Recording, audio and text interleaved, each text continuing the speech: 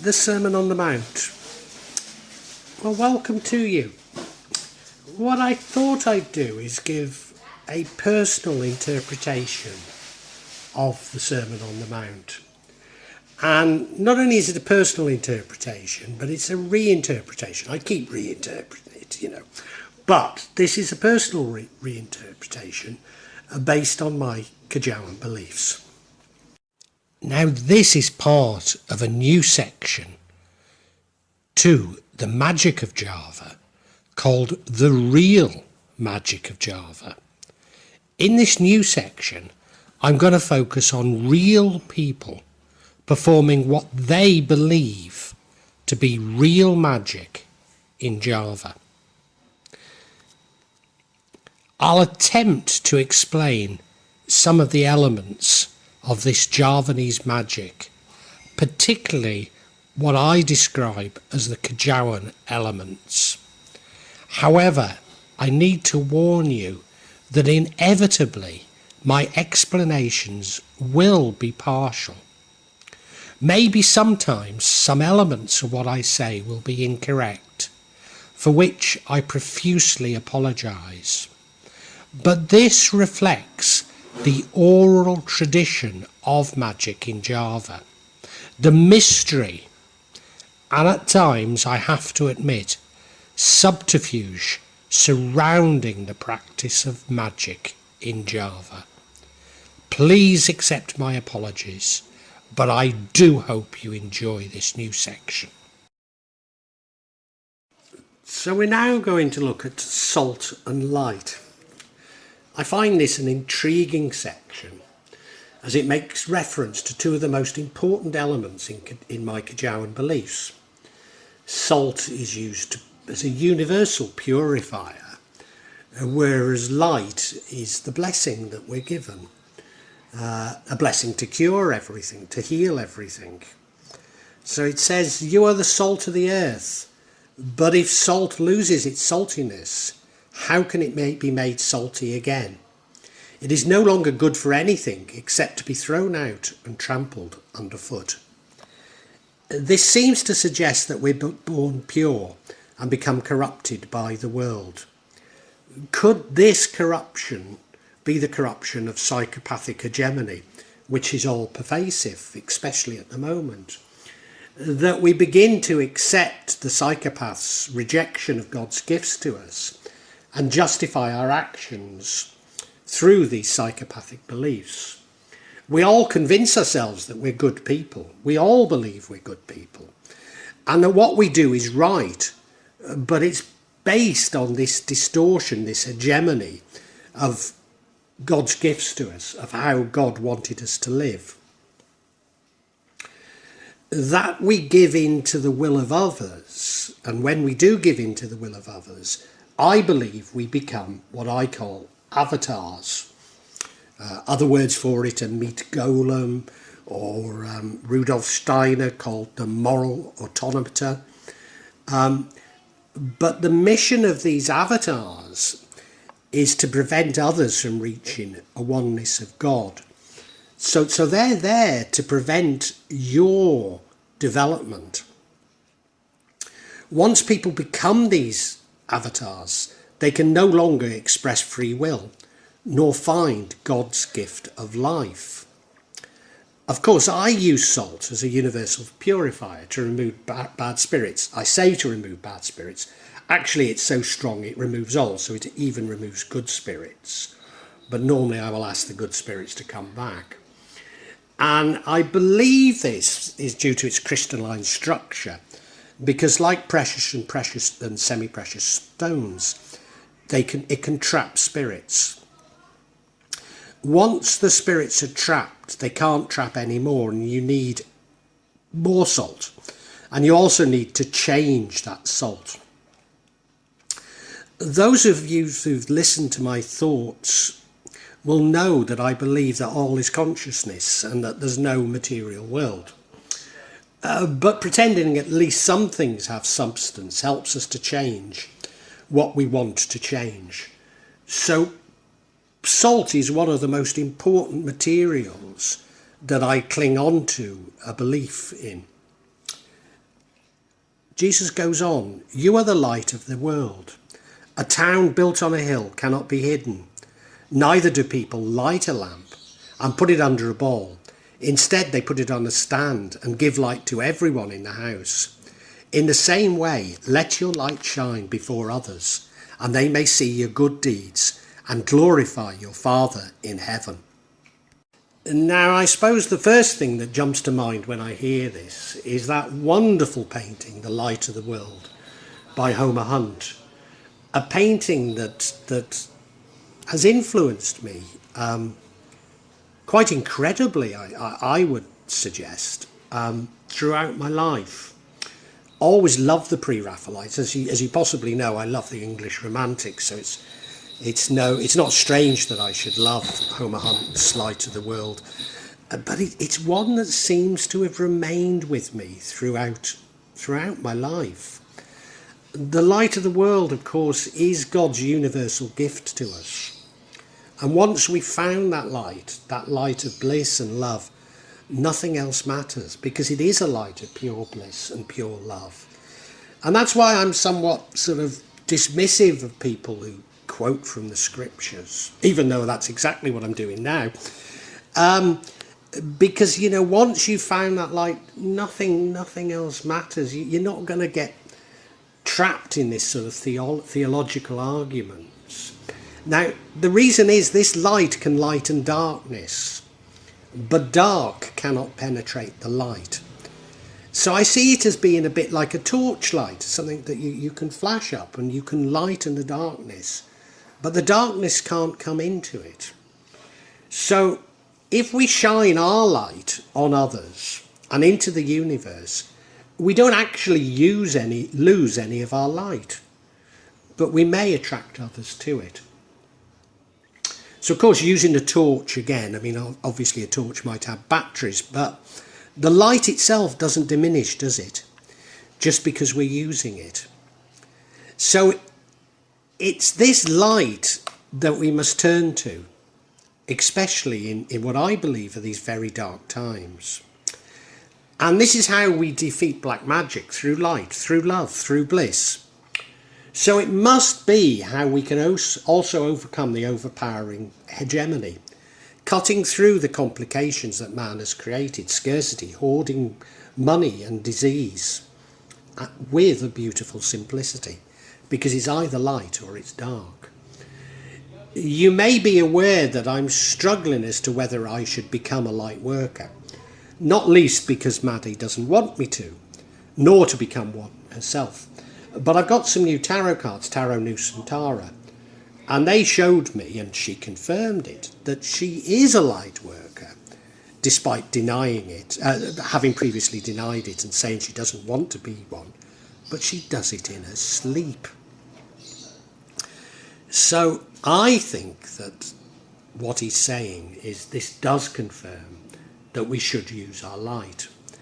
Now, there's an interesting Buddhist technique that I do use, and it's a breathing technique, really, and that's when we're meditating, we can take in the badness. I use the word badness. You may know I have an aversion for using the word evil, as many of us do. I will use it, but often I think it's badness rather than actual evil I'm taking in. And I see this badness, or if you want to call it evil, as being a greenish yellow colour. And that's certainly something that Bacano has confirmed, that yes, so does he. So I draw in this yellow greenish light into my body, and as I exhale this pure, brilliant white light of love and bliss. And that way, I really do believe that we can heal the world. The fulfillment of the law. Do not think that I've come to abolish the law and the prophets. I have not come to abolish them, but to fulfill them. So the Ten Commandments does provide us with a very good indication on how we should lead our lives. Of course, the Torah takes this much further, and to a degree, the Islamic concept of haram and halal simplifies this. Although I think in all cases, man has complicated this. So Jesus is saying that he's not replacing this guidance, but recognising that it's a difficult battle and to show compassion.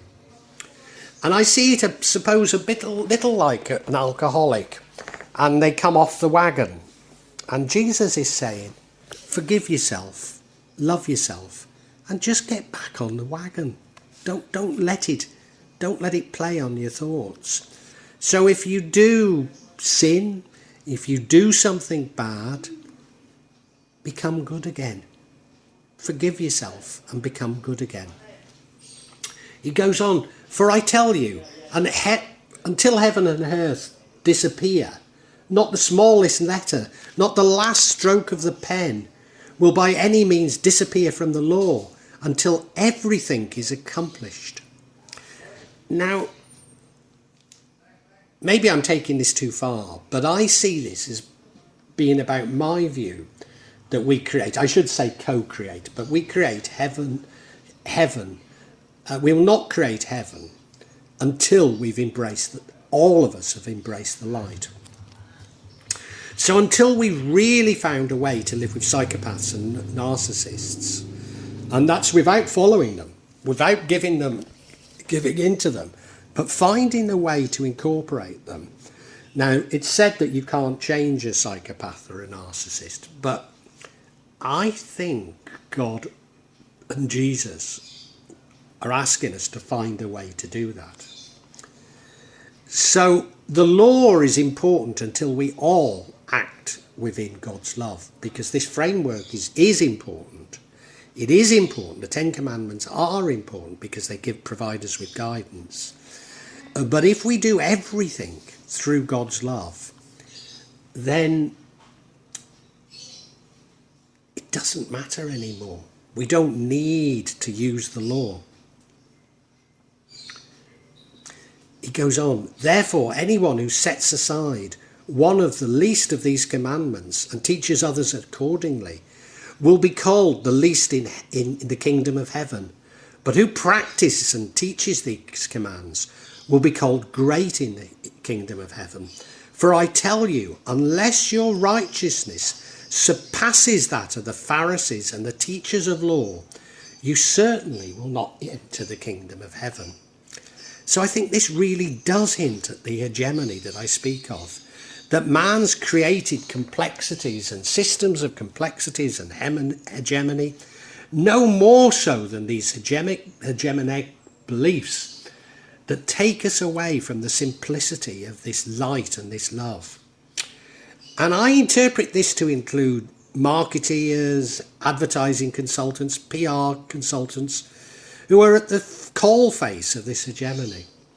But I think we need to recognise that within this material world, we all have played our part in this.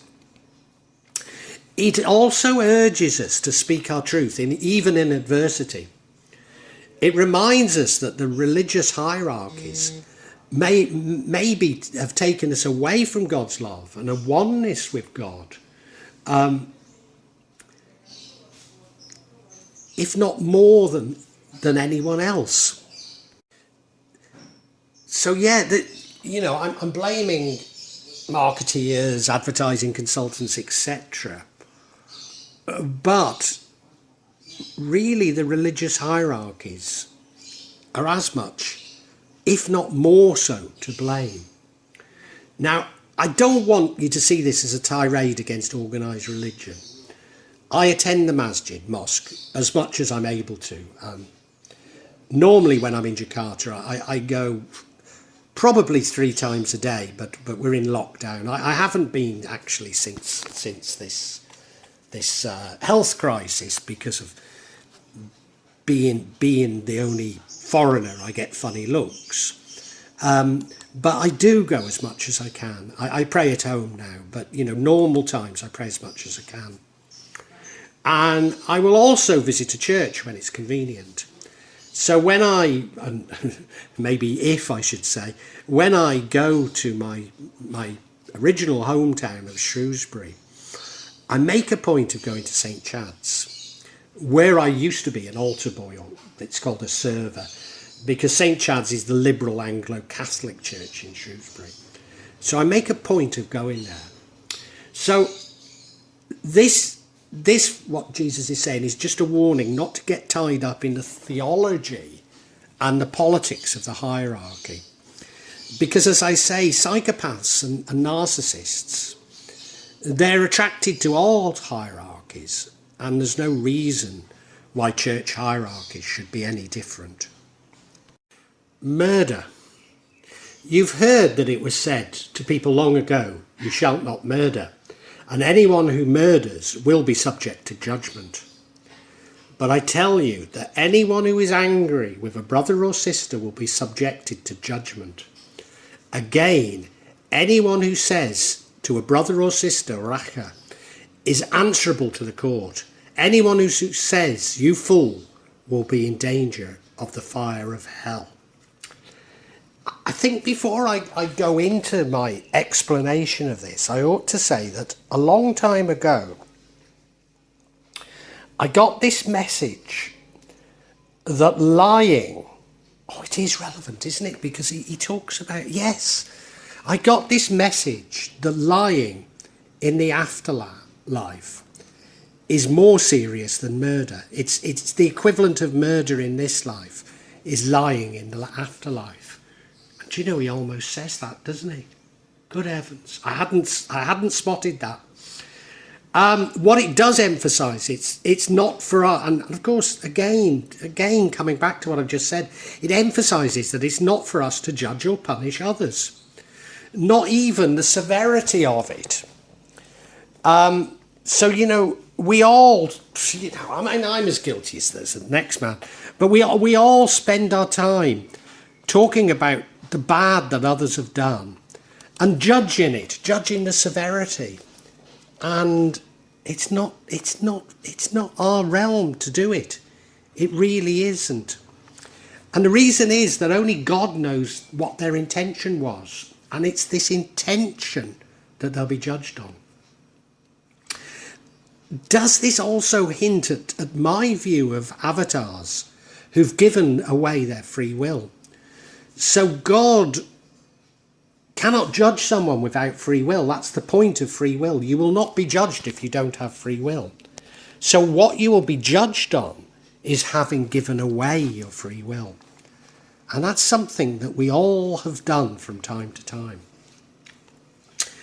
This is the reason why I'm actually against, I was going to say I'm dubious, but I am actually against man-made laws and punishments, including Sharia.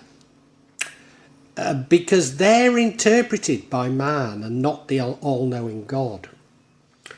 Indeed, this makes jurisprudence and the framework of the law a part of this man's complexity, taking away life as God had intended. Above all, we should not accuse others. He goes on, "Therefore, if you're offering your gift at the altar, and there that you remember your brother and sister has something against you, leave the gift there in front of the altar. First go and be reconciled with them. Then come and offer your gift." Now this suggests that, having said that I do go to the masjid and church, it does suggest that organised religion is a valid path, despite my scepticism of theology and of church or religious hierarchies. But more important are your thoughts and deeds. And again, coming back to the Beatitudes, blessed are the peacemakers. Jesus says, "Settle matters quickly with your adversaries who is taking you to court. Do it while you're still together on the way, or your adversaries may hand over to a judge, and the judge may hand you over to the officer, and you may be thrown into prison.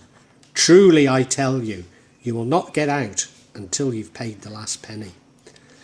So